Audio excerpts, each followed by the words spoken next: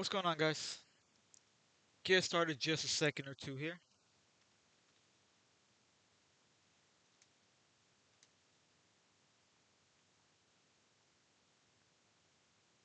Let everyone trickle in. What's going on, guys? Hopefully, everyone pretty much closed the day green. I would hope so. I know today was definitely caught maybe some of you off guard, actually. But I came on here the past few days talking about, it is a bear market rally. And I'm actually going to get to a point here, trying to see exactly at what point you should have realized that we're going to see this breakdown. But what a reversal that we had after the past, I want to say 2 weeks, that we literally just felt like we were just going vertical. Everything was literally just a staircase up. And it took one day that just felt like an elevator today to just give it back a lot of these gains. So as I kind of just get started, I'm sure some people are probably going to trickle in as they get the ping pretty late here. But we had a beautiful ascending channel action here on SPY. You see the little highlighted action here that gave you that beautiful ascending channel. I still have a megaphone that we broke out of. That was pretty much dating back towards June 23rd, which right now actually I can pretty much remove that as it's already taken place. I came on yesterday. I was talking about the two anchored view ups that were pretty much playing each other yesterday. We had the blue anchored view up that sets from our prior low that we had dating back to May 20th. We saw that act as a resistance here yesterday.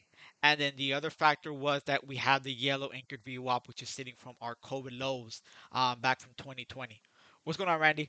So yesterday I came on and I was pretty much talking about the fact that I wanted to see a convincing break either north of that anchored VWAP that was sitting from the May 20th low, or we were going to break down below the anchored VWAP from the COVID lows in that yellow line. And what did we see? We kind of flashed a little bit of a fake out here, trying to break north of that anchor VWAP. Gave us a nice little fake out, hit right into the resistance of this little ascending channel action at that 393 low. And we gave it right back, filled the gap below. And once we ended up breaking, this was your key level to know that it was pretty much going to end up getting ugly. Once you ended up seeing you broke below this consolidation that you had, and I'll change it into a green so I can zoom in here. Once you saw that you basically ended up filling that entire gap from today's price action, and you broke below this I want to say multi-day, but pretty much you had an entire consolidation day. One period of where it acted as a resistance, and then you broke down below that 387 half. That was your key to basically flip from being a bull to a bear. And that's given at least for today. Obviously, by the end of the day, you would have felt a lot more bearish. But that was a scenario where you did not want to be biased, where you did not want to get the urge to feel like, buy the dip, as we basically have felt the past 2 weeks. So 387 half was that level where I knew that, okay, you know what, this is going to be the change scenario where bulls are likely going to end up feeling some pain. And as we saw that, you saw the full on meltdown came right down to that COVID low, anchored view up here, sitting at that 384 half. And what did we end up doing? We basically broke that trendline support from this entire rally that we've had. So if you actually realize from June 17th, we basically put in a low of 362. We topped out about 393, about a near 21 or 31 point move, near almost, towards where we ended up just getting pretty much hit and slammed right back to the floor. So what a hell of a bear rally that we ended up having. This is basically what you typically see in bear rallies. It's a fast and impulsive move to the upside, and it definitely makes you feel like the bottom is in. Now we feel a lot more different here towards the end of the day here now, because now you're like, all right, yeah, the bottom is definitely not in. Granted, the fact that volatility felt like it just kicked right back into the market here today. So that was pretty much just my warning signs. That 387 half break was my first warning sign. And then my second warning sign was breaking the trendline support that we had from our prior low on June 17th that we put in at 362. So where do we basically go from here? Right now, we're basically sitting in a fat gap that we have right now. As I kind of highlight that, you see the gap fill that we're sitting in right now. That basically ends up concluding here at 378 high. Be exact, 378.83 is where you're going to complete that gap. And believe it or not, I would actually expect that gap to be filled here overnight. It's likely that we see at least a slight gap down here come tomorrow morning. So I would expect that gap to be filled by tonight. Now, whether we get a sympathy bounce here come tomorrow morning, and I don't want to say sympathy, I probably should say dead cat bounce for a better term. Maybe we get a dead cat and we see how high we can go. Maybe we pretty much can retest that 382 spot once we fill this gap below, and then we end up getting the curl right back down as we commence the bleeding. As far as PTs go for tomorrow, I'm basically looking at 378 low. That's going to pretty much overshoot your gap fill to the downside, which I would expect that reversal at that 380, 378.10 spot. I would expect that reversal as we overshoot the gap fill to the downside. And then PTs are pretty much standing at 377, and below 377, that's where the waterfall really starts to take place. And I have that going all the way down towards 372, 372 low to be exact, almost. All right, so that's pretty much the two levels that kind of stand out to me in terms of just seeing this waterfall continue tomorrow. Now, if in the event we get that gap fill here tomorrow at that 378.10 spot that we're overshooting for, and maybe we get a stronger than expected reversal, what may end up happening is that we basically retest this trend line that we broke down from as a resistance, in which case we can come all the way back up towards 385 and retest this trend line support as a resistance before we go back down. So that's the flip side scenario that you definitely want to look at. I think that line in the sand is once we do get that reversal, is going to be can we make it up towards 384? And that's the spot where you want to be cautious about 384, 385. That's where you're really going to want to be cautious if we do get a strong reversal, because I would expect that to be your near term top, setting right into that resistance of that prior trendline support. All right, so that's pretty much is going to be key for me is once we get that gap down here tomorrow to fill that gap particularly is what kind of reversal we're going to get and how strong that reversal is going to be here tomorrow if we do get one in fact. All right, so other than that, though, some names that kind of just stood out to me along the way. Google was one that someone brought up to my attention here today. I think it was Mo that was asking me for levels. This one stood out to me. You see the beautiful little ascending channel action yet again on this one. You had a beautiful gap. Someone asked me about it. I think it was sitting around 2280 when they asked me about it, and I was actually targeting that gap fill. We see that we fill the gap and even then some.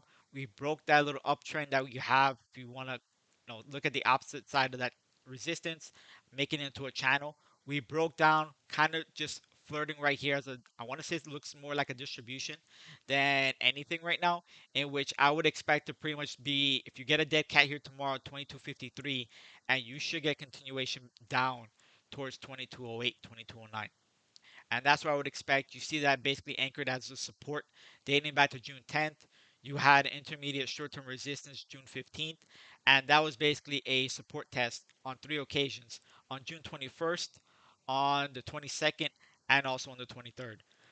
So I would expect to retest that level yet again, 2209, 2208. And then we'll see if we fall through that level for another gap fill that's sitting below that's sitting basically below 2172. All right.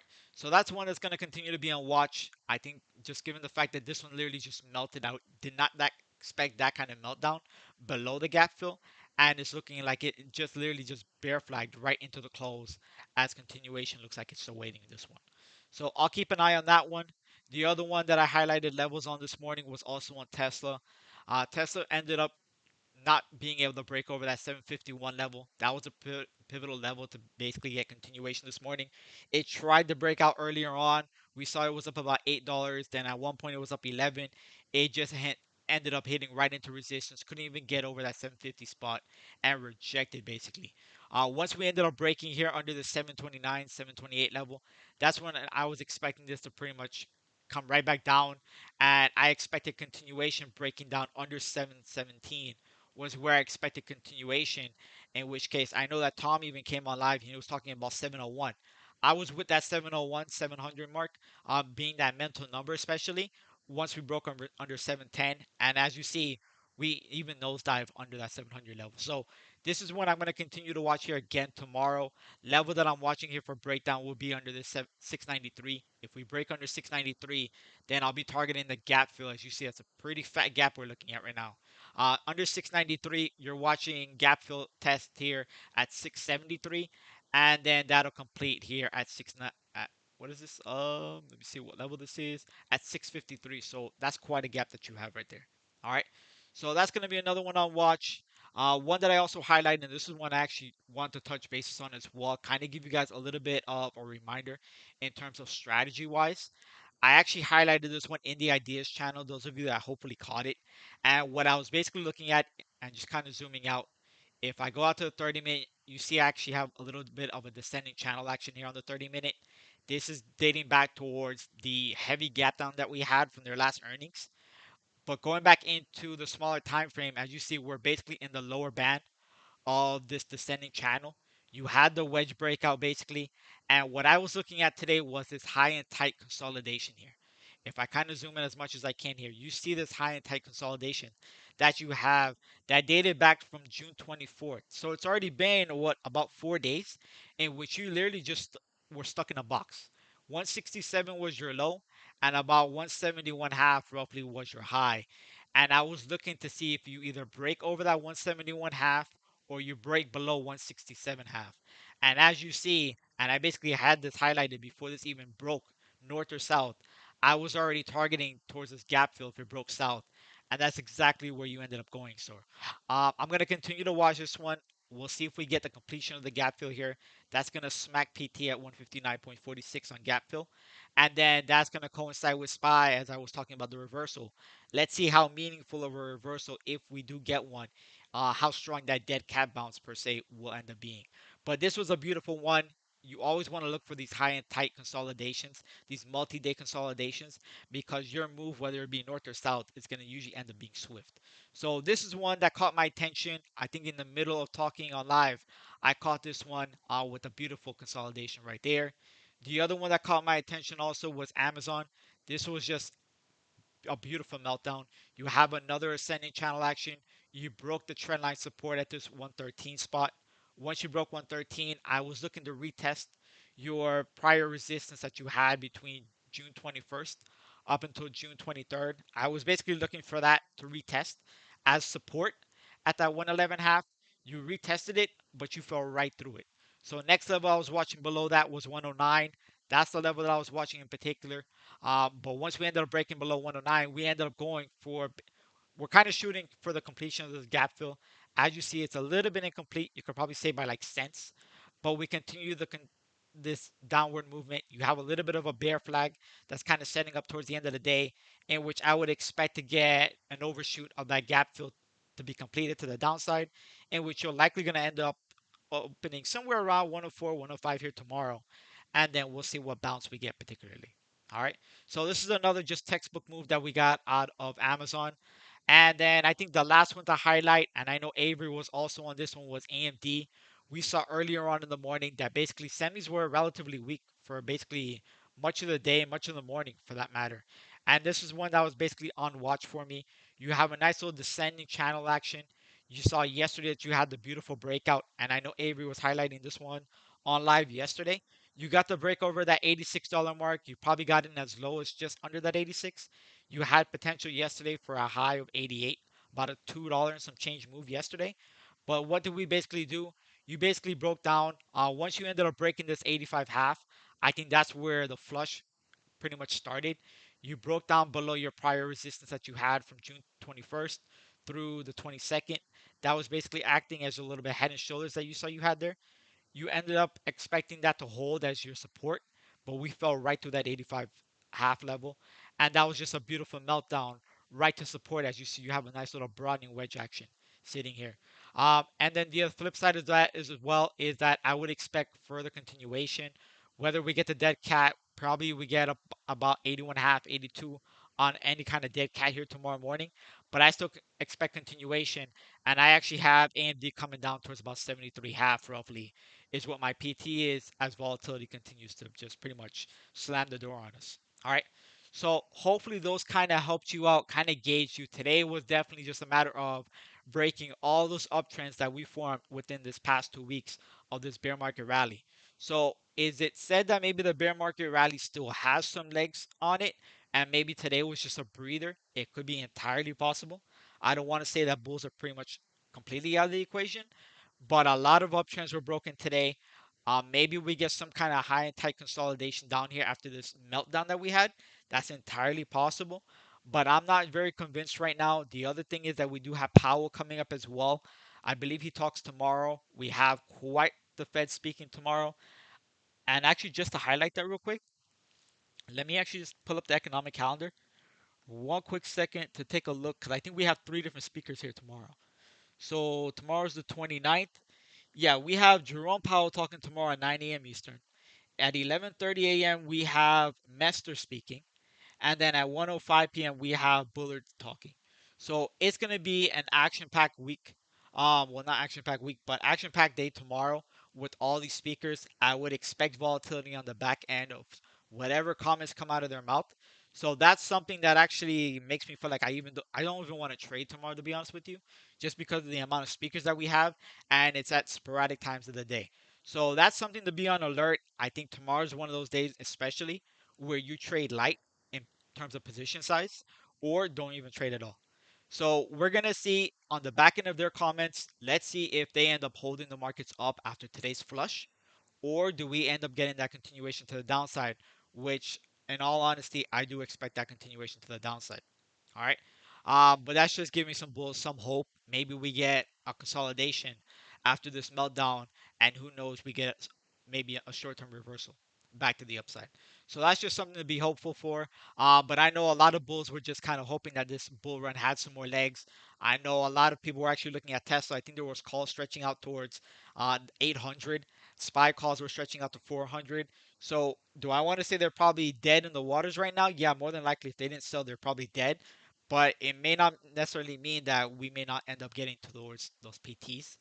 This may end up just being a bear market relief more so, and in which case it's going to probably extend if you want to be hopeful for the Bulls. All right. So that's pretty much all I want to touch bases on. Biggest thing that hopefully you took away is that you do realize the Bears are pretty much in control as of right now. We see a lot of the uptrends broken right now. Just be prepared to play both sides. If we get a market reversal back to the upside, we get a relief day tomorrow. That's something just be mindful of. But don't be basically biased towards one direction of the market right now. That's pretty much what you want to be most understandable about. Because once you get into these oversold territories, like just meltdown today out of the blue, you may end up getting some kind of dead cat, some kind of relief here tomorrow, in which you do not want to get biased towards one particular direction. All right. That's pretty much my message. And then, of course, the volatility with our three-headed monsters talking here tomorrow. All right. But I'll leave it there. Hopefully, you guys pretty much got a gist of what I was talking about and a lot of these uptrends and the levels that I was speaking about. Appreciate you guys joining. I will probably not be on live again tomorrow or the rest of the. I don't. Maybe not just tomorrow. Maybe. I'm just putting in some final touches on getting some last-minute things done on the back end of TFC. So hopefully, I may be on the day after tomorrow. If not tomorrow, maybe. Who knows? But other than that, I will see you guys again on live here tomorrow. You guys have a great day. Trade light tomorrow and be safe out there. All right.